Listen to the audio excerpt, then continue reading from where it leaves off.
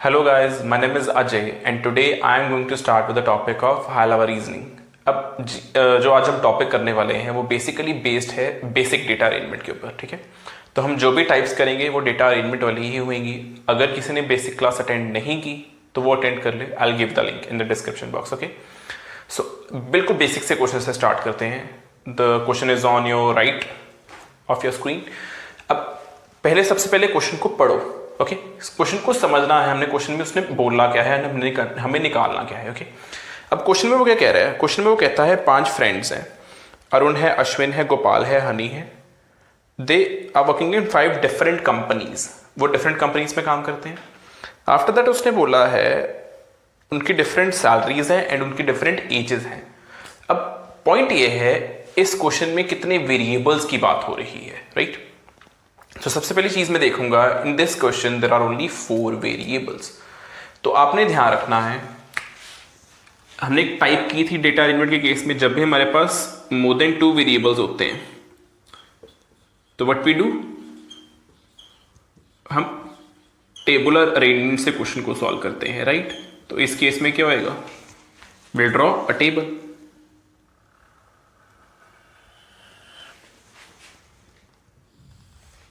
in which there must be 4 columns, right? एक column हो जाएगा उनके नाम का, एक कॉलम हो जाएगा वो किस कंपनी में काम करते हैं, एक कॉलम हो जाएगा उनकी सैलरी कितनी है, एंड एक कॉलम हो जाएगा उनकी एज कितनी है, राइट। तो I have 4 columns. In this case I am talking about 5 friends. तो अगर मैं 5 फ्रेंड्स की बात कर रहा हूं तो मेरे पास रोज कितनी होनी चाहिए, 5, बिकॉज जितने सब वेरिएबल्स होंगे उतनी मैं रोज बना दूंगा।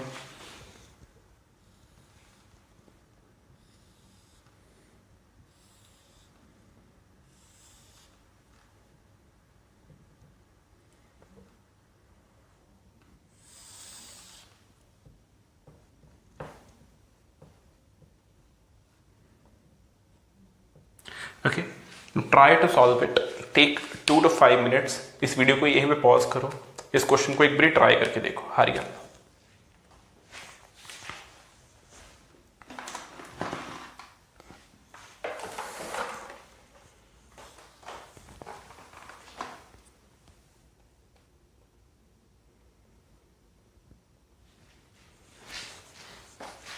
ओके, एक बार मैं स्टेटमेंट्स पढ़ रहा हूं। वो कहता है कि जो पर्सन 29 ईयर्स ओल्ड है उसकी सैलरी जो है वो सबसे ज्यादा है, बट वो पोलारिस या सीटीएस में काम नहीं करता, ओके।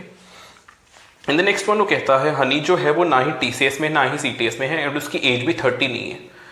अब ये स्टेटमेंट बहुत ज्यादा यू कैन से सिर्फ और सिर्फ नेगेटिव वे में जा रही है, इसमें कुछ स्पेसिफिक नहीं दिया हुआ, तो मैं इसको यूज नहीं करूंगा अभी।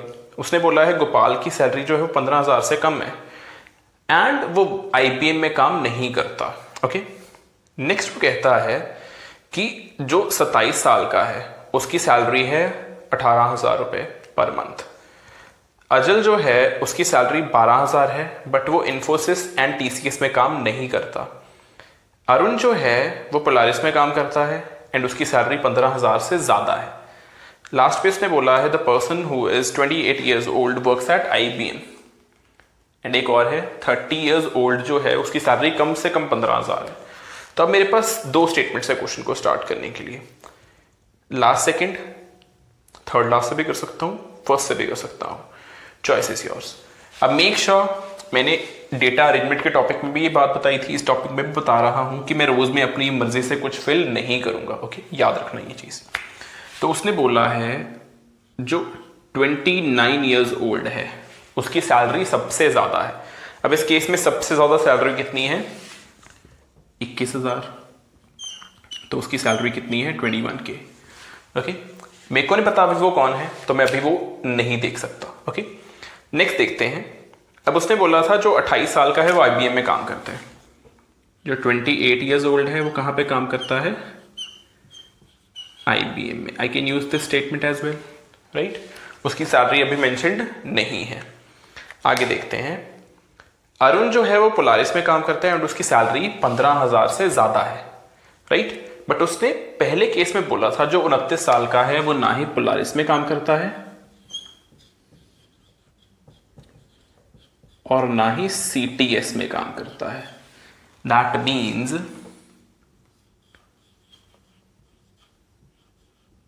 अरुण जो है वो किस कंपनी में है? पोलारिस में, एंड उसकी सैलरी 18,000 होनी चाहिए, क्योंकि उसने क्या बोला था, उसकी सैलरी 15,000 से ज़्यादा है, 21,000 तो है नहीं, तो बचती कितनी है? 18,000। अब एक और थी, उसने बोला था जो 30 साल का है उसकी सैलरी कम से कम 15,000 होनी चाहिए, राइट? तो माइट भी अरुण 30 साल का हो सकता है। ओके, आगे देखते हैं। अब उसने बोला था गोपाल की सैलरी जो है वो 15,000 से कम है, एंड वो आईबीएम में काम नहीं करता, मतलब ये गोपाल नहीं हो सकता। गोपाल 21,000 वाला भी नहीं हो सकता, बिकॉज उसकी सैलरी 15,000 से कम है। तो जो गोपाल होएगा उसकी सैलरी या तो 9,000 होनी चाहिए, या कितनी होनी चाहिए? 12,000। 15,000 पॉसिबल नहीं है। ओके, अब उसने बोला था जो 27 साल का है वो सैलरी कितनी ड्रॉ कर रहा है? 18,000। दैट मीन्स ये 27 ईयर्स ओल्ड है।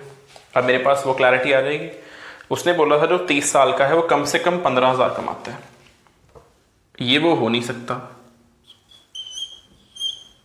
तो उसकी सैलरी कितनी है? 15K। Clear with the point? Sure. उसने बोला था अजल की सैलरी है 12,000 एंड वो इन्फोसिस या टीसीएस में काम नहीं करता। अब अगर अजल की सैलरी 12 है तो गोपाल की कितनी होगी? 9,000। क्लैरिटी आ गई?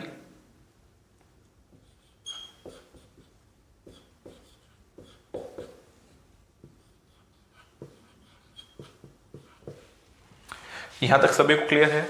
Everybody sure? आगे देखते हैं। अब हमने स्टेटमेंट्स कौन सी छोड़ी? फर्स्ट स्टेटमेंट मैंने यूज कर ली, सेकंड मैंने अभी यूज नहीं की। उसने बोला हनी जो है वो ना ही टीसीएस में है ना ही सीटीएस में है, एंड उसकी एज 30 साल नहीं है। तो पहले तो एज देख लें कौन सी बच गई है। 26 बच गई आई थिंक, यस। अब अगर ये हनी नहीं है तो हनी कौन होएगा? जो फर्स्ट नंबर पे आ रहा है, आई थिंक अश्विन बच गया शायद, यस। तो ये लास्ट पे कौन आ जाएगा? अश्विन। अब उसने बोला था हनी जो है वो सीटीएस में भी नहीं है, टीसीएस में भी नहीं है। अब देखो, पोलारिस और आईबीएम हो चुकी है, टीसीएस में भी हनी नहीं है, सीटीएस में भी नहीं है, तो एक ही कंपनी बचती है। वो कौन सी कंपनी है? That is Infosys.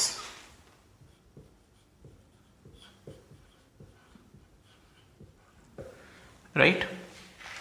अब आगे देख लेते हैं, कुछ और मेंशन तो नहीं है। उसने बोला था गोपाल के बारे में कि गोपाल आईबीएम में काम नहीं करता, आईबीएम वैसे हो चुका है, तो दैट मीन्स ये क्वेश्चन इसके आगे सॉल्व नहीं होना। Okay, now it is followed by I think 4 questions, तो you can solve these questions according to this arrangement. That was very easy one, but आपने सिर्फ और सिर्फ इस चीज का ध्यान रखना होता है जब भी आपने क्वेश्चन को सॉल्व करना है, क्वेश्चन को पढ़ के समझ के फिर सॉल्व करना है। Okay, moving towards the next one, question on your screen. अब नेक्स्ट क्वेश्चन में एक बार ट्राई करके देखो आप खुद, इस वीडियो को यहीं पे पॉज करो and give this question a try. ये क्वेश्चन थोड़ा सा कॉम्प्लिकेटेड है as compare to this one. Hurry up, give it a try.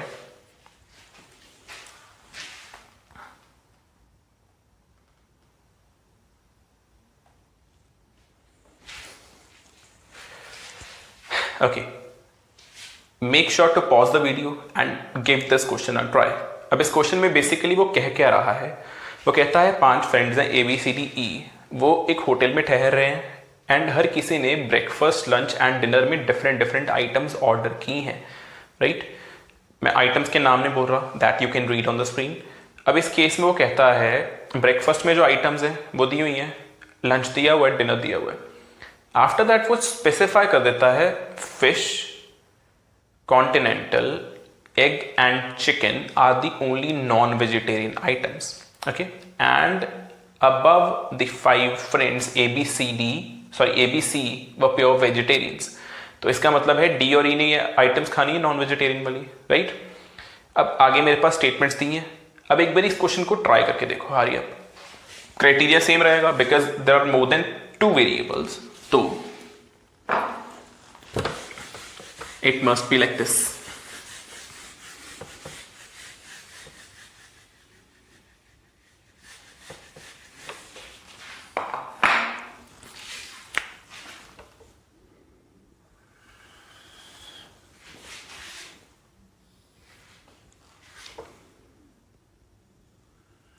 Name आ गया,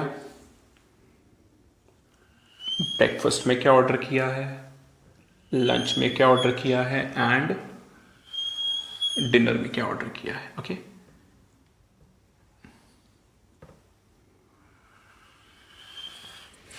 okay an easy one for you because there are only 5 friends, तो question बहुत ज़्यादा लेंदी नहीं होएगा. ओके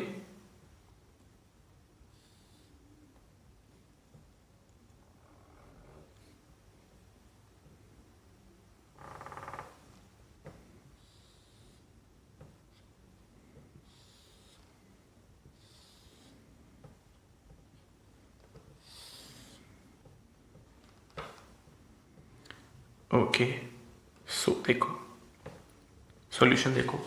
अब इस केस में इन द फर्स्ट स्टेटमेंट वो स्पेसिफाई कर देता है कि उनमें से एक साउथ इंडियन है एंड उसने क्या ऑर्डर किया है, इडली एंड डोसा. इडली थी लंच में and dosa was in dinner. अब ये तो क्लैरिटी है ना कि ए बी सी में से कोई होएगा, राइट. एक स्टेटमेंट में पढ़नी भूल गया था, उसने बोला था कि हर बंदे ने कम से कम एक वेजिटेरियन मील खानी ही खानी है. ओके तो अगर 4 नॉनवेज आइटम्स हैं, ध्यान रखना, अगर 4 नॉनवेज हैं एंड डी एंड ई ने वो खानी है, तो डी या ई में से कोई तीनों नॉन वेजिटेरियन मील्स नहीं खा सकता. ओके उन्होंने कम से कम एक खानी है. दैट मीन्स क्या होएगा, दोनों 2 नॉन वेज खाएंगे प्लस 1 वेज खाएंगे. ओके इस चीज का खास ध्यान रखना बिकॉज ये चीज बहुत ज्यादा इंपॉर्टेंट है इस क्वेश्चन में. ओके आगे देखते हैं.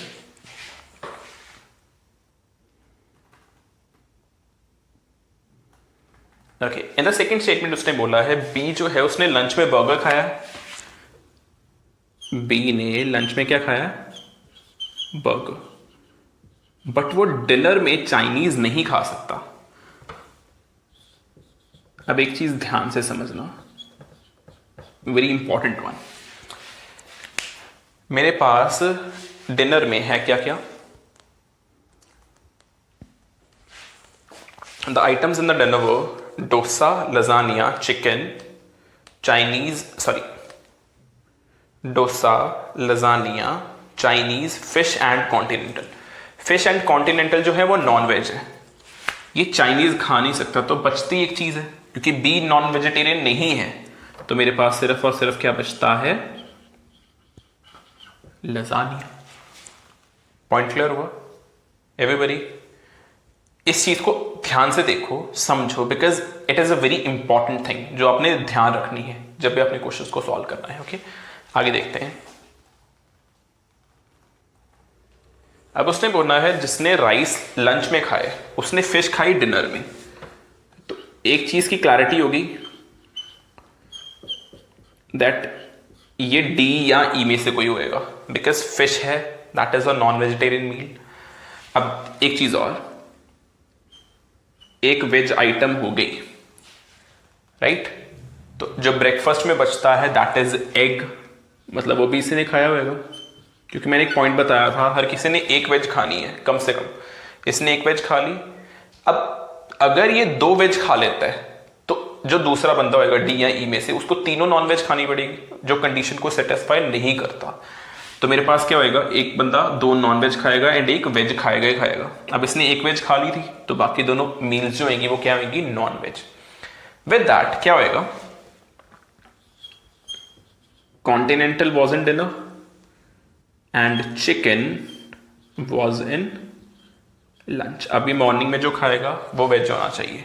ओके इस चीज का ध्यान रखना बिकॉज 2 ही नॉन वेजिटेरियन बंदे थे, राइट. तो मैं ऐसा नहीं कर सकता था कॉन्टिनेंटल एक जगह पे आ जाए, चिकन दूसरी जगह पे आता है. इस चीज का भी ध्यान रखना है आपने. ओके नेक्स्ट स्टेटमेंट देखो, उसने बोला है डी जो है उसने सैंडविच या मिल्क नहीं लिया ब्रेकफास्ट में. अभी डी की बात नहीं हुई तो उसको बाद में देखते हैं, ठीक है. आफ्टर दैट उसने बोला है ए ने भी सैंडविच नहीं लिए, ए की भी बात नहीं हुई अभी, तो इसको मैं अभी यूज नहीं कर सकता. ओके नेक्स्ट में वो कहता है C ordered a pair of item whose name start with the same alphabet.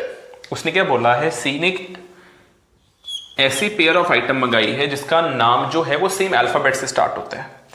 जैसे एग्जांपल के लिए चिकन एंड कॉन्टिनेंटल, बट वो सी नहीं मंगा सकता बिकॉज सी जो है वो वेजिटेरियन है. ओके आगे उसने बोला है and same is true for D. D ने भी ऐसा ही करना है। अब डी के लिए तो मेरे को केस मिल गया आराम से, क्योंकि एग और राइस का तो कोई मैच नहीं बन रहा, राइस और फिश का भी कोई मैच नहीं बन रहा, मतलब डी ने क्या मंगाया है, chicken and continental. C C same alphabet से स्टार्ट हो रही है। अब मेक श्योर कुछ स्टूडेंट्स इसको ऐसे कंफ्यूज कर देते हैं, जैसे सी चिकन कॉन्टिनेंटल, सी के साथ मैच नहीं करना चाहिए। आइटम्स का नाम सेम अल्फाबेट से स्टार्ट हो सकता है, जैसे बी से भी हो सकता है, एफ से भी हो सकता है, एच से भी हो सकता है, कुछ ऐसा, ठीक है। तो पर्सन के नाम के साथ वो रिलेटेड नहीं है, ये ध्यान रखना, ओके। अब सी के लिए देख लेते हैं, क्या इडली डोसा मैच करता है, या मेरे पास ब्रेकफास्ट में कोई ऐसे आइटम है, नहीं है। बर्गर के साथ नहीं है, तो मेरे पास एक ही केस बचता है, that is I think of pasta and pizza, okay. तो सी ने क्या मंगाना है, पास्ता एंड पिज्जा, दोनों चीजें।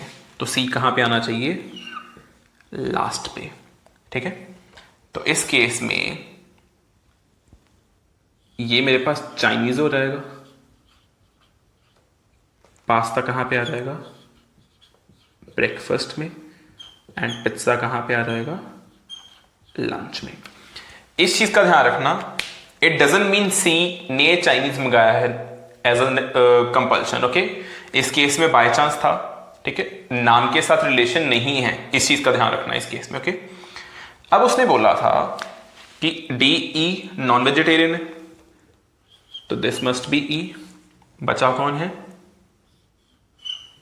ए, राइट। इतना सॉल्व हो गया। अब उसने बोला था डी ने ना ही सैंडविच लिए हैं ना ही मिल्क, तो मेरे पास एक ही चीज बचती है, दैट इज जूस। ए ने सैंडविच नहीं लिए, तो सैंडविच किसने लिए हैं, बी ने, तो ए ने क्या लिया होगा, milk, right. Now it is followed by I think 5 questions, तो you can try those questions on your screen, okay. Clear है everybody, sure with the point. Next question for the day on your right. अब इस question को एक बार try करके देखो। इन this question सबसे पहले इस क्वेश्चन को पढ़ो, ठीक है, फिर हम डिस्कस करते हैं इस क्वेश्चन में है क्या। Give it a try.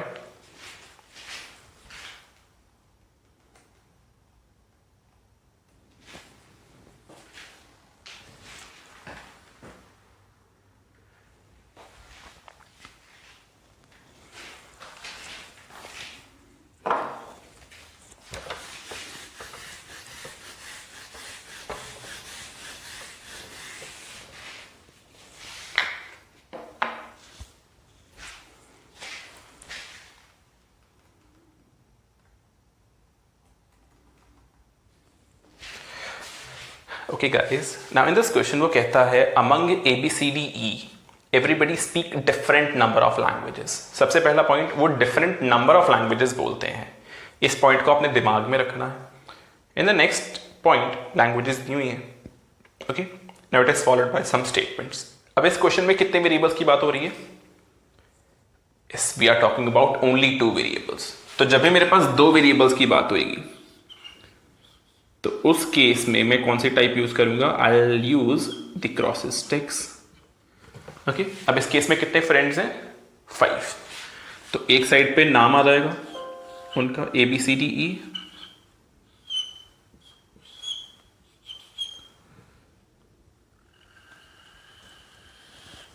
And दूसरी साइड लैंग्वेजेस आ जाएंगी। अब make sure that is not a compulsion कि आपने नाम इधर लिखने और लैंग्वेजेस इधर लिखनी है, उल्टा भी कर सकते हो, कोई फर्क नहीं पड़ता उससे।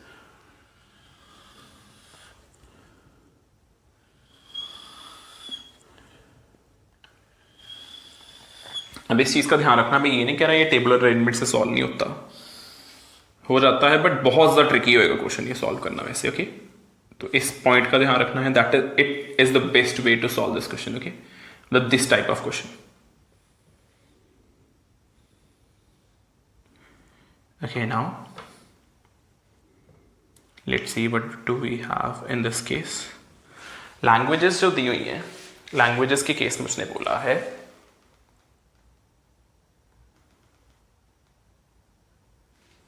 that the languages are English, Hindi, Punjabi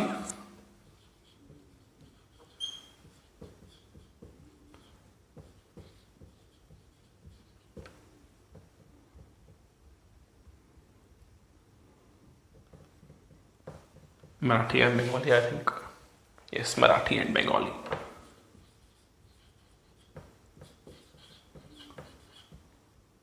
okay, give this question a try, pause the video है बिकॉज ये क्वेश्चन थोड़ा सा ट्रिकी है। अगर टाइम लग रहा है that doesn't matter at all, ठीक है, ध्यान से एक बार सॉल्व करके देखो। ओके,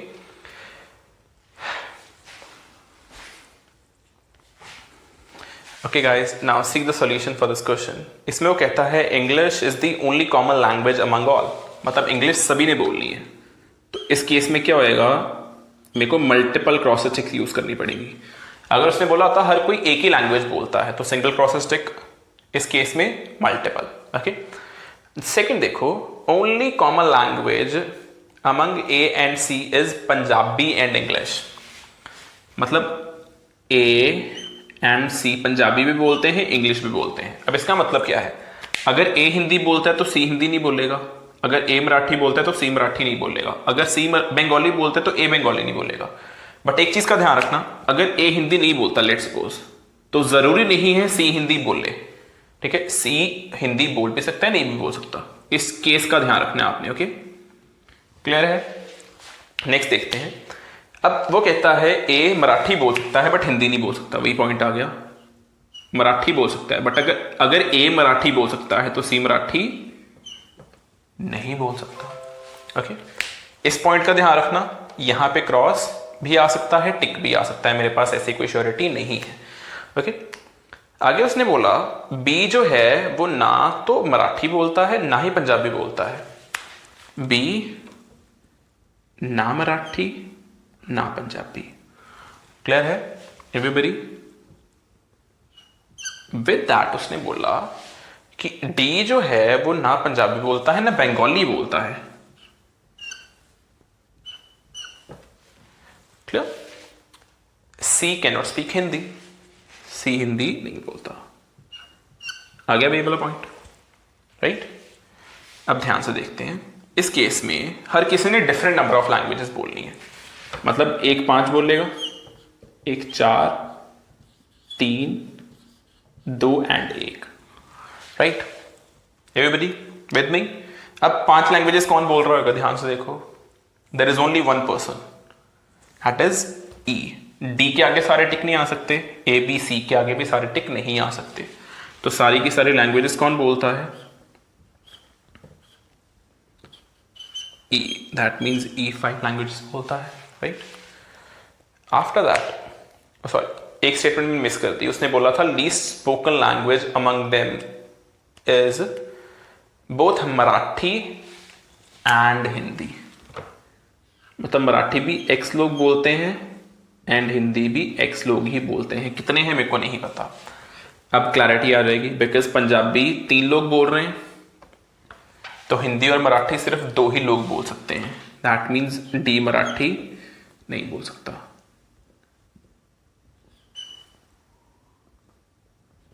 हमने एक पॉइंट किया था डेटा अरेंजमेंट के बेसिक क्लास में, जब मिनिमम की बात होती है उस केस में क्या होता है कंपेयर टू अदर्स। पंजाबी 3 लोग बोल रहे हैं, दैट मीन्स हिंदी सिर्फ 2 ही बोल सकते हैं। ओके, इस पॉइंट का आपने ध्यान रखना है। ओके, आफ्टर दैट कोई और स्टेटमेंट तो नहीं मैंने छोड़ी? I don't think so. चलो देख लेते हैं। अब एक ने 4 बोलनी है। अब ध्यान से देखो, इनमें से 4 लैंग्वेजेस कौन बोल सकता है? That is only A. Reason being, B के आगे 2 क्रॉस आ चुके हैं, सी के आगे 2 क्रॉस आ चुके हैं, डी के आगे 3 क्रॉस आ चुके हैं। तो बी सी या डी में से किसी के आगे भी 4 टिक तो आ ही नहीं सकते, तो 4 टिक किसके आगे आएंगे? ए के आगे। अब अगर ए बंगाली बोलता है तो सी बंगाली नहीं बोल सकता, बिकॉज ए और सी ने कॉमन लैंग्वेजेस नहीं बोलनी। ओके, तो सी कितनी लैंग्वेजेस बोलता है? ओनली 2। क्लियर है एवरीबॉडी? श्योर? ओके, अब देखो बंगाली जो है वो लीस्ट स्पोकन लैंग्वेज नहीं है, तो बंगाली में 2 से ज्यादा होने चाहिए, बिकॉज लीस्ट स्पोकन कितनी है? 2। तो ये तो पक्का बंगाली बोलेगा, राइट? तो बंगाली कितने लोग बोलते हैं? 3। अगर मैंने यहां पे क्रॉस लगा दिया होता तो क्वेश्चन में दिया होना चाहिए था that minimum number of students persons speak Hindi, Marathi and Bengali, उस केस में आपने ये चीज का ध्यान रखना है। ओके, अब देखो, एक बंदे ने 3 लैंग्वेजेस बोलनी है, एक ने 1 बोलनी है। अब इनमें से 3 लैंग्वेजेस कौन बोल सकता है, बी और डी में से? Correct, that is only B, क्योंकि डी के आगे 3 टिक पॉसिबल नहीं है। तो डी कितनी लैंग्वेजेस बोलता है? Only 1। That is followed by some questions, 4 questions हैं, तो आप उनको ट्राई कर सकते हो आराम से ऑन योर स्क्रीन। ओके, तो इस चीज का ध्यान रखना है, ऐसे क्वेश्चंस थोड़े से कॉम्प्लिकेटेड हो सकते हैं अगर आप क्वेश्चन को ध्यान से ना पढ़ो तो। ओके, आगे मूव कर रहा हूं with a similar type. Okay, next देखते हैं ऑन योर स्क्रीन, ट्राई करके देखो, हरी अप।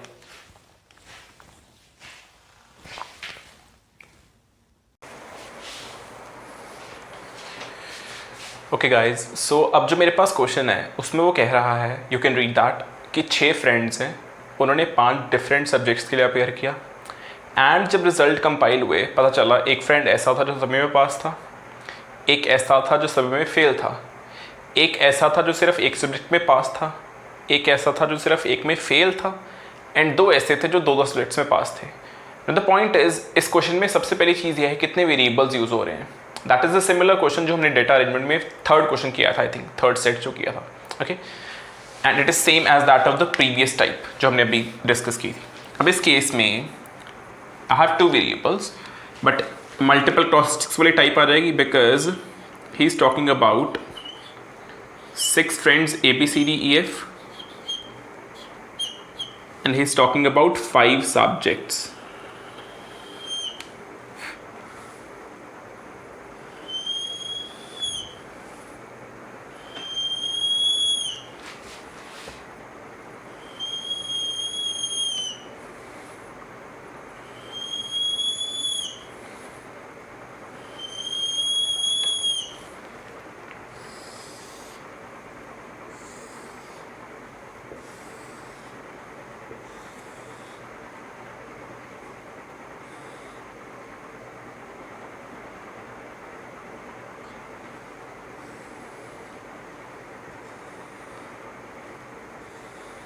ओके, अब इस केस में मेरे को ये देखना है सब्जेक्ट्स कौन कौन से हैं।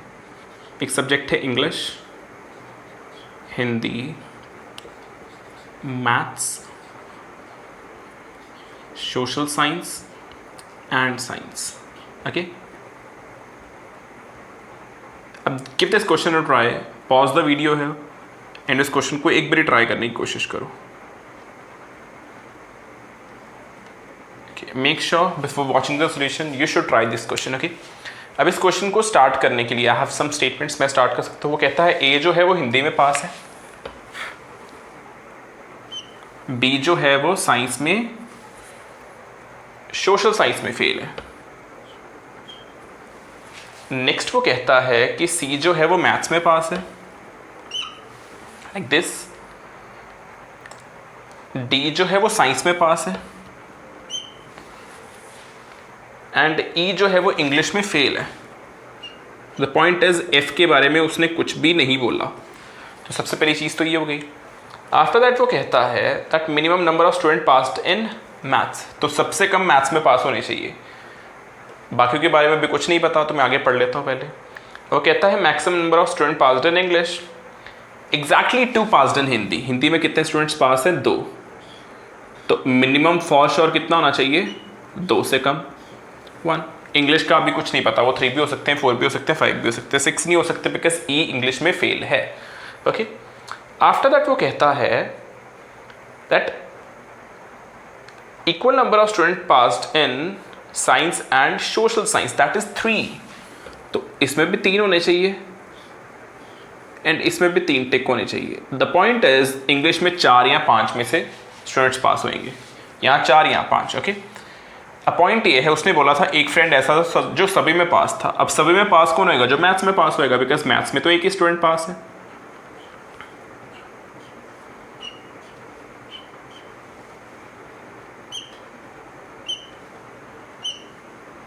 तो सी सभी में पास है,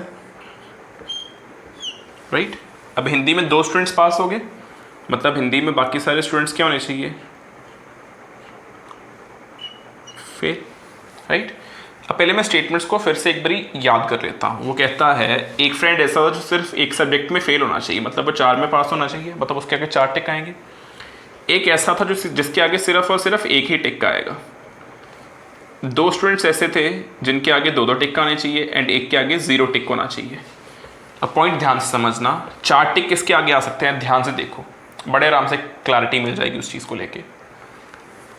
F नहीं हो सकता बिकॉज उसके आगे 2 क्रॉस आ चुके हैं, E भी नहीं हो सकता, D भी नहीं हो सकता, B भी नहीं हो सकता, तो बचता कौन है, only A। That means A जो है वो कितने सब्जेक्ट्स में पास है, 4 सब्जेक्ट्स में। विद दैट एक और चीज़ मिल गई, साइंस में कितने स्टूडेंट्स पास हो गए, 3, मतलब साइंस में बाकी सारे स्टूडेंट्स क्या होने चाहिए, फेल, बिकॉज मेरे को कंडीशंस को ध्यान में रखना है। Remember this point, okay, clear है, फॉर्मूला मिल गया, राइट। अब ध्यान से देखो, इस केस में 2 सब्जेक्ट्स में कौन पास हो सकता है, क्या E हो सकता है, नॉट पॉसिबल। क्या B हो सकता है, नॉट पॉसिबल। इसका मतलब क्या है कि D भी 2 सब्जेक्ट्स में पास होना चाहिए और F भी 2 सब्जेक्ट्स में पास होना चाहिए, बिकॉज E और B के आगे 2 टिक पॉसिबल है ही नहीं, तो मेरे को ये दोनों भी मिल गए। तो F जो है वो इंग्लिश एंड सोशल साइंस में पास है, दैट मीन्स साइंस में कोई और पास नहीं आएगा। अब D के आगे भी 2 टिक आने थे, साइंस में वो पास हो नहीं सकता, तो किस में पास होएगा, इंग्लिश में। अब सारे सब्जेक्ट्स में फेल कौन है, that is E and B कितने सब्जेक्ट्स में पास होएगा, ओनली 1 सब्जेक्ट। अब मेरे पास इंग्लिश में कितने स्टूडेंट्स पास हैं, 5। रिमेंबर दिस पॉइंट, ये 4 भी हो सकते थे in some other type of question, but इस केस में कितने हैं, 5। Okay, clear with the point, that's it for this question. अब नेक्स्ट में मूव करते हैं टुवर्ड्स द लास्ट क्वेश्चन। अब मेक श्योर ये क्वेश्चन थोड़ा सा ट्रिकी है, ध्यान से समझ के करोगे तो आप आराम से सॉल्व कर सकते हो। Okay, try the next one on your screen. Now in this question he is basically talking about that there are 6 friends A, B, C, D, E, F were compared on the basis of their heights. उनका height comparison दिया हुआ है and उनके profession बताए हुए हैं। अब point ये है, हाइट का कंपैरिजन एंड प्रोफेशन मेरे को साथ साथ में दोनों निकालने हैं। तो इस केस में मैं इसको 3 वेरिएबल्स कंसिडर करूंगा कि नहीं करूंगा, नहीं कर सकता। एक सिंपल सी चीज समझो, अगर मैं कहता हूं that there are 5 friends, they study in different colleges and they got some ranks, तो उसको मैं 3rd वेरिएबल कंसिडर ना भी करूँ ना, तभी मेरा क्वेश्चन आराम से सॉल्व हो जाता है। अब इस क्वेश्चन में द हाइट का कंपैरिजन जो है वो एक अलग चीज है, टू बी स्पेसिफिक। जैसे हमने क्वेश्चन किया था ना डेटा अरेंजमेंट की क्लास में, जिसमें वो कह रहा था that there are 7 teachers and they are married to each other. उस केस में हमने मैरिज को अलग वेरिएबल कंसिडर नहीं किया था। सेम विद दिस पॉइंट, मैं क्या करूंगा, मैं साथ साथ में उनके प्रोफेशन निकालता जाऊंगा, साथ साथ में उनकी हाइट का कंपैरिजन करता जाऊंगा। अब एक चीज और ध्यान रखना, मैं इसको दूसरे वे से भी कर सकता हूं, बट क्वेश्चन लेंथी बन जाता है, दैट इज वाई हम ये वाला मेथड यूज करते हैं। ठीक है, ये वाला तरीका यूज करते हैं। ओके, तो देखते हैं, एक बार ट्राई करके देखो इसको, फिर मैं पॉइंट बताता हूं कि इस क्वेश्चन को स्टार्ट कैसे करना है।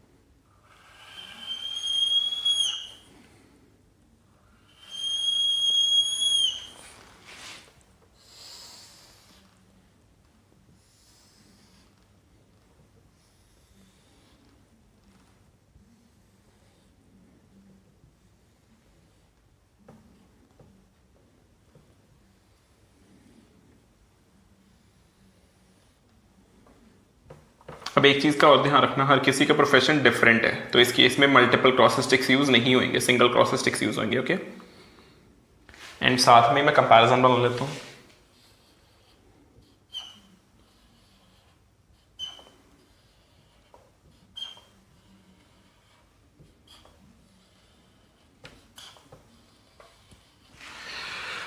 Okay, now ready for the solution. Make sure अगर आपने अभी तक सॉल्व नहीं किया वीडियो को पॉज करो एंड एक बार सॉल्व करने की कोशिश जरूर करो। Okay, now the first statement वो कहता है CS जो है वो सबसे टॉलेस्ट है जबकि बैंकर सबसे शॉर्टेस्ट है। मतलब CS सबसे पहले आना चाहिए एंड बैंकर सबसे बाद में होना चाहिए। अब पॉइंट ये है, इससे मैं इसमें तो कुछ मेंशन कर नहीं सकता। ओके सॉरी, मैं प्रोफेशंस लिखना भूल गया, प्रोफेशंस लिख लेता हूँ जल्दी जल्दी। डॉक्टर है,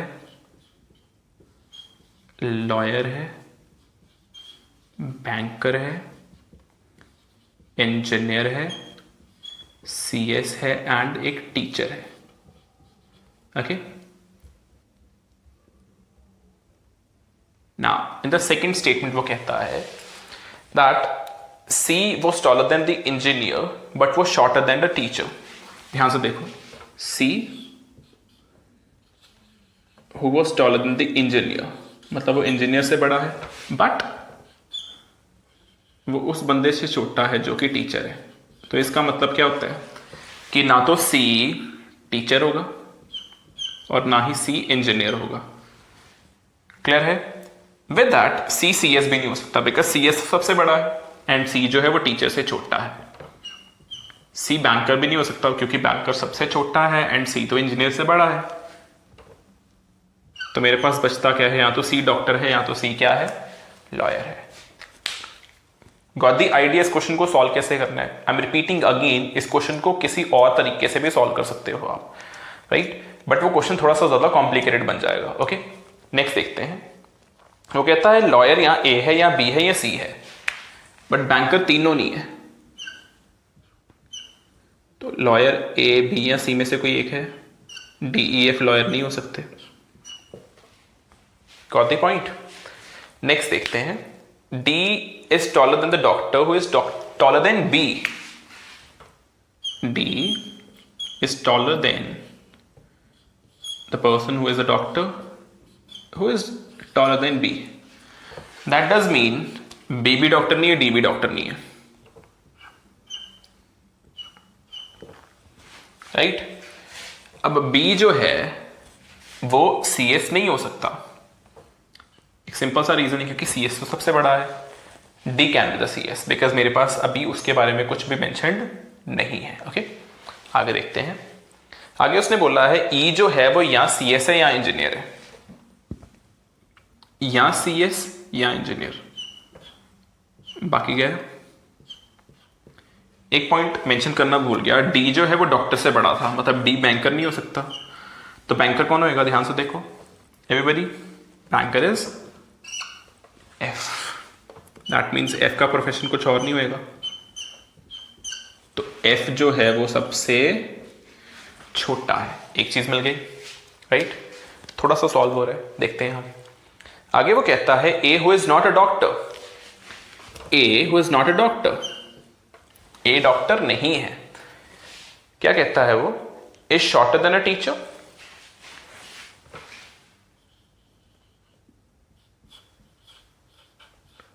टीचर से छोटा कौन है? A। A who is not a doctor is shorter than a teacher but taller than a doctor।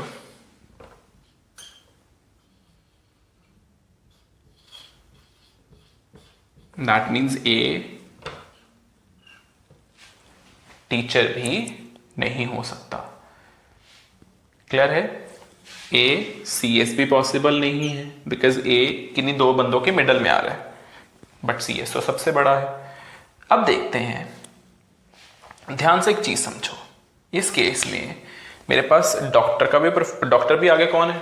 Doctor is C। अगर C डॉक्टर है तो मैं आराम से सभी को कंपेयर कर सकता हूं,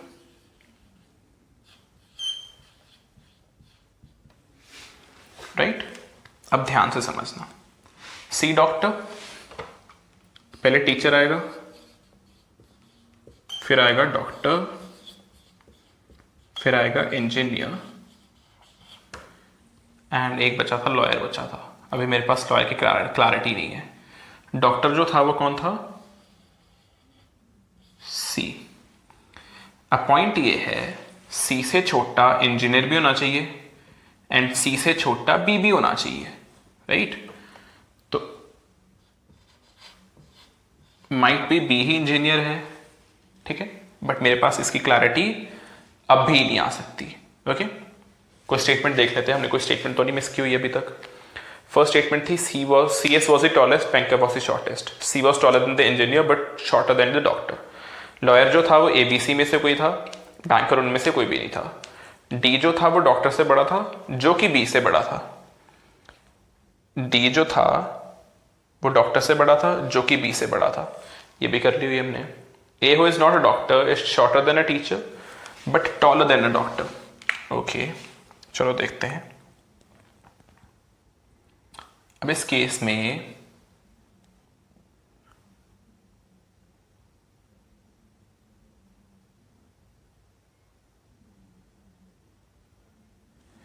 पॉइंट समझो, बी जो है वो टीचर पॉसिबल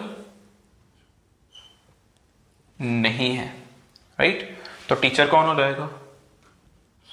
डी।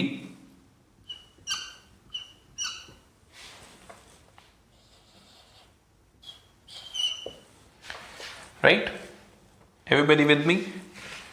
डी जो था वो टीचर हो गया, टीचर से छोटा ए होना चाहिए,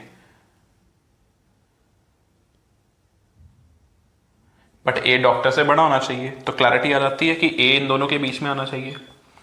तो अब आराम से आप देख सकते हो कि डी, ए, सी फिर बी, चार ही बंदे आएंगे, क्योंकि लास्ट पे तो एफ है, इधर तो बी आ नहीं सकता।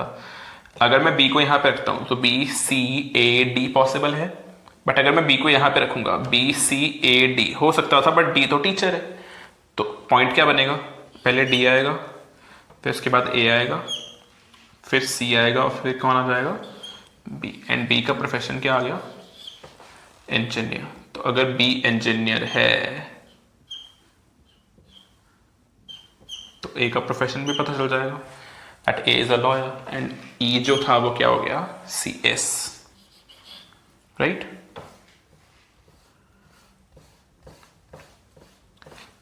D is a teacher, A is a lawyer, C was doctor and B was the engineer.